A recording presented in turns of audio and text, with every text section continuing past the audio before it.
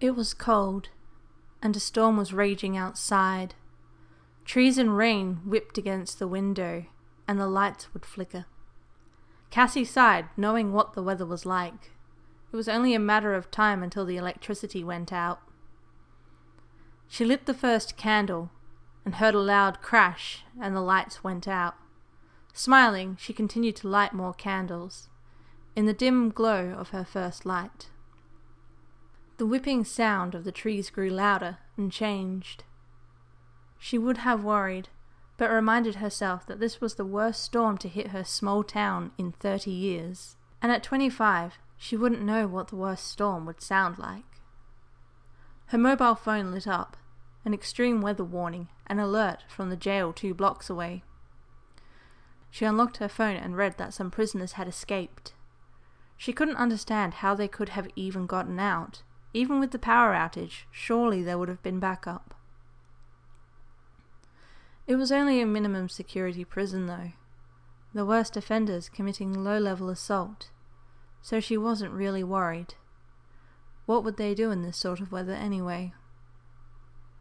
The sound of the rain and trees hitting her window changed and the wind intensified. She lit the final candle and picked it up and took it into the kitchen so she could boil some water on the stove. A flash of lightning and she saw what looked like someone out in her yard. She gripped her phone and watched out the kitchen window, waiting to see movement again. Another flash, and she saw what looked like another 2 people in her yard. Unlocking her phone, Cassie dialed the emergency number, but the signal dropped. She grabbed a kitchen knife and moved herself into the bathroom and locked the door. There was no way she was going to stay out where anyone could get to her. The sound of trees and rain whipping against the glass grew louder until smash! The window broke. Cassie cried silently as she heard the sound of faint footsteps on the floorboards. Lightly, someone knocked on the door. She held her breath, hoping the intruder would just leave her alone. The knocking grew louder with each knock until the person was slamming into the door. Smash! The window behind Cassie broke, and she heard the sound of feet landing on tiles.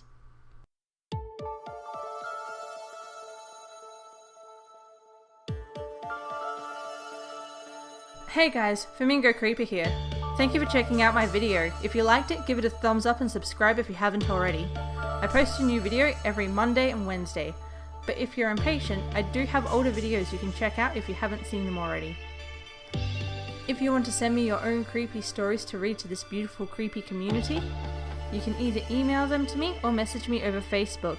Details for both are in the description. Just be sure to include a brief statement saying I do have your permission, and let me know whether or not it is fictional and for Wednesday's video or real and Monday's video. If you haven't already, go like my Facebook page, as I post daily about various creepy things ranging from urban legends to serial killers. And as always, my creepers, be safe. And remember, the monster isn't under your bed, it's in your head.